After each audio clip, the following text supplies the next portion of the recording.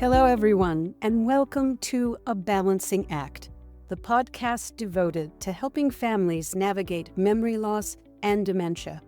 I'm Kelly Burtonshaw. Let's get started. Today, I'm wondering if any of you can relate to this. I walked into my kitchen a couple of days ago and forgot why I walked in there. Then earlier today, I forgot the name of one of my favorite actors from my all-time favorite movie. But it came to me a couple of hours later. But still, it can be incredibly frustrating. But I have to own this because I have age-related occasional forgetfulness. And while I know it's perfectly normal, I still want to find ways I can help myself remember things. I also want to keep challenging my brain by engaging in practices that have been shown to slow the effects of aging on my cognitive abilities. So today, my goals are to help you first understand how memory works, and then provide you with proven strategies that can boost both memory and thinking, which are especially helpful as we age.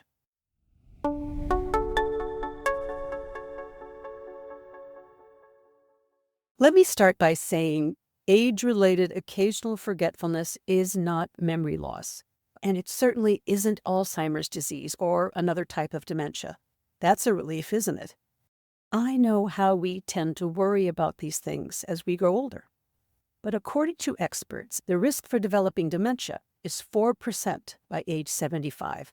But that does not mean you should avoid those cognitive tests you're given at your doctor visits. That being said, it's hard to ignore all the noise regarding dementia and memory loss that surround us each day. Every time we turn on the TV, we see numerous commercials about different supplements claiming to boost memory or about foods that prevent dementia. But experts agree there is no single magic pill or food that can reverse the aging process in our brains. Occasional forgetfulness is normal as we age.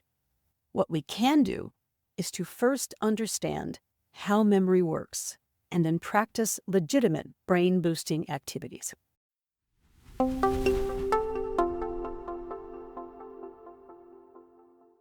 In order for us to be able to remember things, our brain requires things to happen in a certain order. The first part in remembering things is that all that information coming in from our senses needs to be held just long enough to determine if it's something we need to do something about. This is called immediate memory. And if indeed it is something that we need to do something about, it needs to get transferred from immediate memory to short-term memory to be held. And if it is information that we've learned over time or something that has meaning in our lives, it is transferred to our long-term memory. In short, these three stages of memory are get it, hold it, and keep it. And these stages are interconnected and completely reliant on the other. But here's the kicker. Any information that doesn't get transferred is lost. It's gone. So let's talk about what needs to happen before and between each stage so we can make sure that information that we need gets transferred.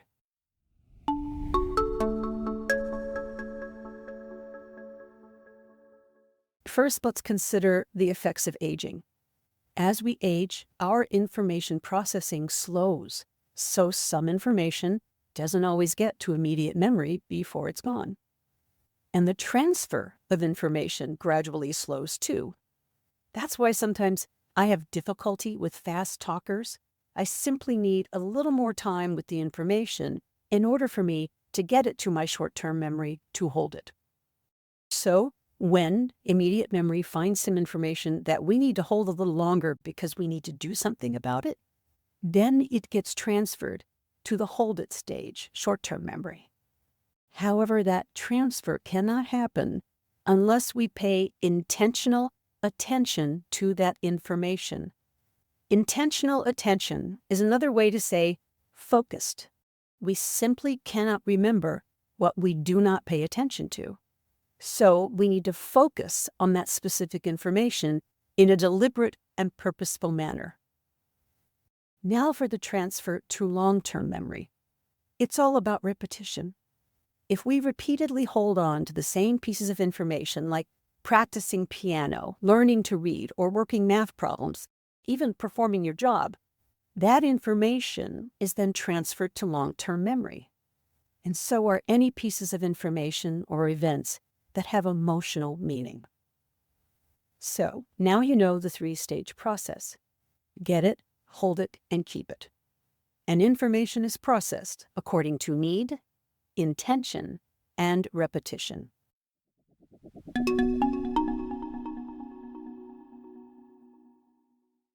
Now that we understand how memory works, I want to share with you some proven techniques for boosting our memory. Let's go back to that intentional attention I was talking about earlier. The best way to pay attention to something is to prevent distractions. So, for instance, let's say you're talking to your friend on the phone about scheduling a lunch date. Try this.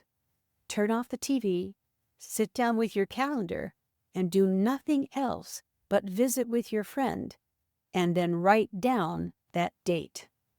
Another way to force your attention to important information is visualization.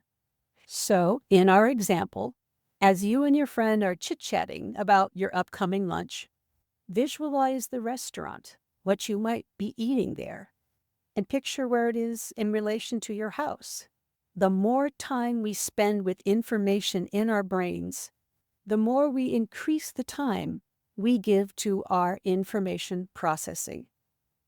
Finally, let's talk about increasing your visual attention to the information. The best way to keep your eyes on something is to make it unavoidable. Remove visual clutter around your calendar on the refrigerator so it's the only thing you see when you get there. If you tend to misplace your keys, put a hook by the door with a neon-colored Post-it note above it that says, "Keys." The eye always goes to color. Nesting also helps to make things unavoidable. Have one spot for important items or tasks. Wherever you keep and pay your bills, make that the only thing you do in that place. No clutter, just bills. Wherever you leave your purse or wallet, make sure that those are the only things that go in that place. You know the old saying, a place for everything and everything in its place. Okay, I know I've given you a lot of information, so let me sum this up for you.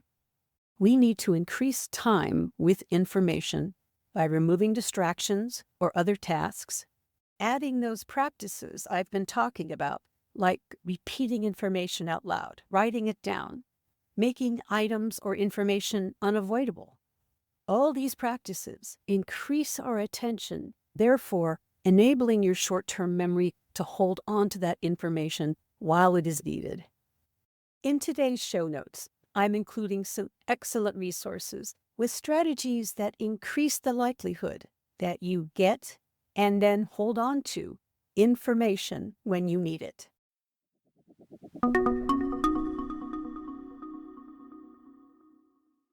Repetition is the mother of learning. Long-term memory is the result of repetition. So to further support retrieval of information when we need it, we can borrow from that principle. Here's a classic example. Let's say the doctor's office called to set up an appointment. You removed distractions, you wrote down the information, and then repeated it back to the nurse.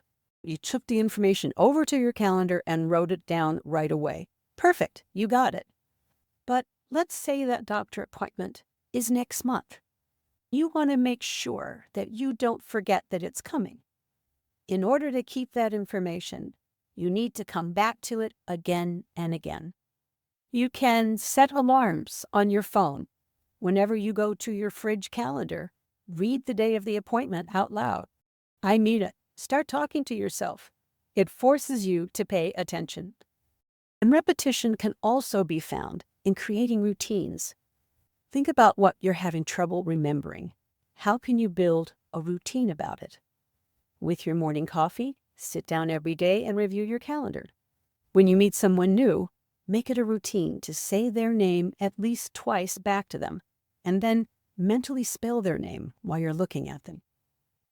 Now, for those frustrating words or names that just won't come, we need to borrow another principle from long-term memory: access by association. We access long-term memories and learning because we are involved in something associated to it. So try this.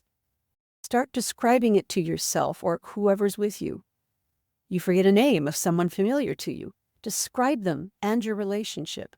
The information will come, or your communication partner will be nice enough to give it to you. And this also works when you can't think of a word. Picture the word in your head, everything that you associate to it, ways you describe it, ways you use it. Eventually, that word will come. Then repeat it a few times for good measure. Basically, we're taking all the things memory does across every stage and boosting it to help our memory out.